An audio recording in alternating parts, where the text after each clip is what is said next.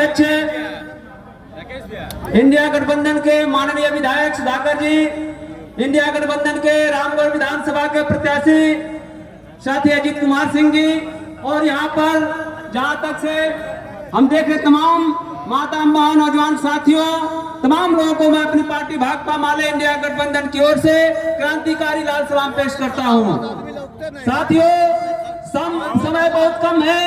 आप जानते हैं कि अभी चुनाव का डंगा बच गया है। 11 नवंबर को चुनाव हमारे इलाके का है, दूसरे चरण में हम लोग का है 11 नवंबर को। साथियों, मैं कहना चाहता हूं कि नीतीश कुमार जी, आप कान खोलकर सुन लीजिए।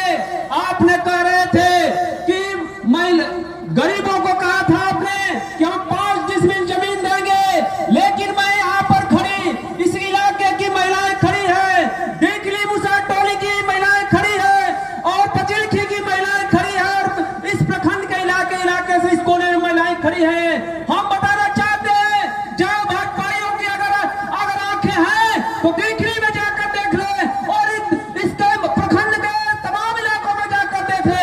एक घर में 10-10 महिलाएं रहती हैं, उनके बेटे रहते हैं, पतोह रहते हैं। नीतीश कुमार जी क्या विकास है? कह रहे कि जमीन नहीं है। लेकिन मैं पूछना चाहता हूँ कि भागलपुर की पार्टी में आपने 1 रुपये प्रति एकड़ के हिसाब से आपने अडानी को 1050 एकड़ जमीन कैसे दे दी? आपको इसका हिसाब देना होगा इस बिहार के जनता को। आपको इसका हिसाब देना होगा नीतीश कुमार। आपने कुछ ही सालों पहले नौजवानों को घोषणा किया था, नौजवानों के लिए घोषणा किया था कि हम टीचर की वैकेंसी निकालेंगे।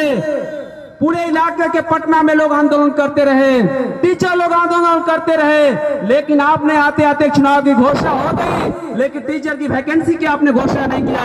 आपके वोट को हम कहना चाहते, जहां से आवाज जा रही है उन तमाम नौजवानों के गार्जियन, 5 लाख से 10 लाख नौजवान जो टीचर की वैकेंसी देने के लिए तैयार थे, उनके गार्जियन आपको इस चुनाव में हराने के लिए, आपको शिकस्त देने के लिए कमर कस के तैयार है।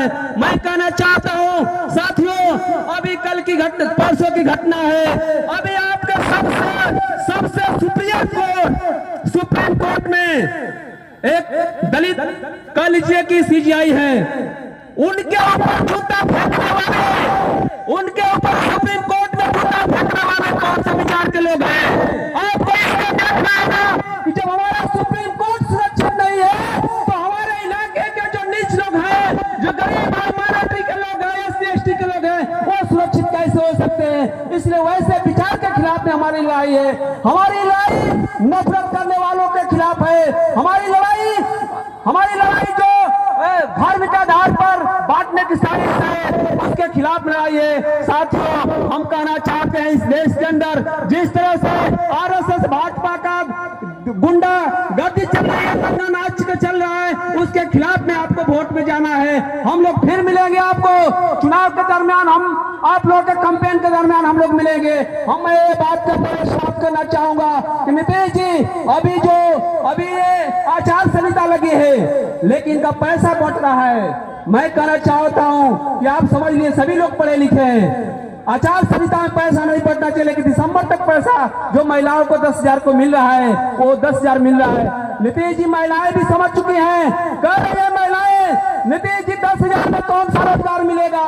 हम तो एक बकरी पालन भी नहीं कर सकते, 10,000 में एक बेटी पालन नहीं कर सकते हैं। आप किस रोजगार की बात करते हैं? आपको इसका जवाब देना होगा। पिछले साल आपने जो जनगणना के दरमियान आपने कहा था कि हम 94 लाख महागरीब परिवार जिनकी आमदनी 6,000 से नीचे है, उनको 2 लाख का अनुदान देंगे।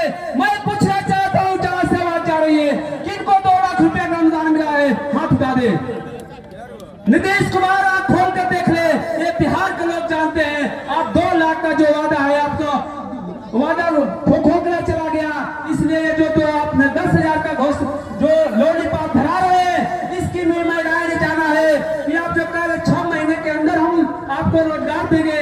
अब वो रोजगार नहीं, अब आपको 6 महीना आप जान रहे, हमको जाना है, इसलिए आप धरने लगाए हुए हैं। आप ही ने कहा था, और आपको इन महिलाओं ने जो आपका रीढ़ की हड्डी थी, चुनाव में आपको सबक सिखाएंगे और आपको इसी रास्ते से इस बिहार की गद्दी छोड़ना होगा।